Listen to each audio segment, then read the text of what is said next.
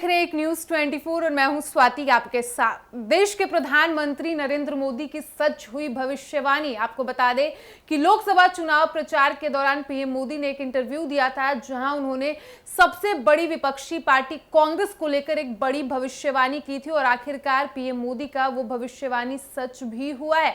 अब ऐसे में सवाल ये उठ रहा है कि आखिर कांग्रेस पार्टी को लेकर पीएम मोदी ने ऐसा कौन सा दावा किया जो आखिरकार सच हो गया है, वो कौन सी भविष्यवाणी है, ये पूरा मामला क्या है।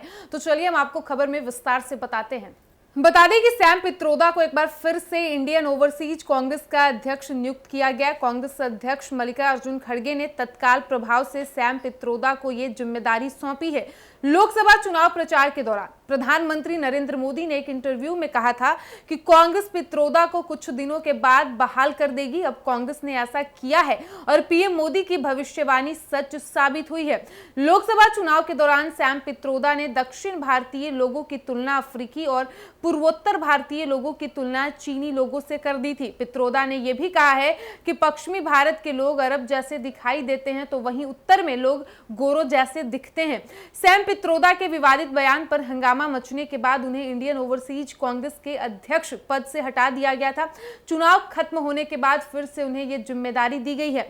लोकसभा चुनाव 2024 के दौरान सैम पित्रोदा के बयान पर हंगामा मचा था और उन्होंने इंडियन ओवरसीज कांग्रेस के अध्यक्ष पद से इस्तीफा दे दिया था। इसके बाद एक इंटरव्यू में पीएम मोदी ने कहा था कि कभी कभी मुझे लगता है कि पार्टी योजना बनाकर ऐसे लोगों के माध्यम से कोई शिगुफे छोड़ती है, वो अकेले अपनी मर्जी से करते होंगे, ऐसा मुझे नहीं लगता है, क्योंकि जब हो हल्ला होता है तो पार्टी से कुछ दिनों के लिए निकालते हैं, फिर पार्टी के मुख्य धारा में वो रहते हैं।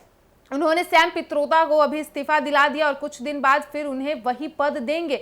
ये उनकी यानी कि कांग्रेस की सोची समझी रणनीति है, जिसमें भ्रम पैदा करना, वातावरण बदलना, नए नए मुद्दे जोड़ते रहना, ऐसी चालाकियां वो करते रहते हैं।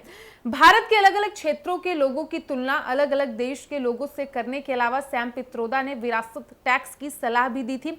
उन्होंने कहा था कि अमेरिका में इस तरह का कानून है। सैम ने कहा था कि अमेरिका में कोई भी शख्स 45% संपत्ति अपने बच्चों को हस्तांतरित कर सकता है, 55% हिस्सा सरकार ले लेती है। पित्रोदा ने कहा था कि आपने अपनी पीढ़ी के लिए संपत्ति बनाई है, आपको अपनी संपत्ति जनता के लिए छोड़नी चाहिए, पूरी नहीं आधी, जो मुझे उचित लगती है। उन्होंने ये भी कहा था कि भारत में इस तरह का कानून नहीं है, लेकिन ऐसा नियम यहां भी बनना चाहिए। सैम पित्रोदा के विवादित बयान से कांग्रेस ने अपना पल्ला झाड़ लिया था। कांग्रेस नेता जयराम रमेश ने कहा था कि सैम पित्रोदा ने भारत की अनेकता को जो उपमाएं दी है वो बिल्कुल गलत, दुर्भाग्यपूर्ण और अस्वीकार्य है। उन्होंने कहा था कि कांग्रेस इन उपमाओं से खुद को पूर्ण रूप से अलग करती है और इनका खंडन करती है।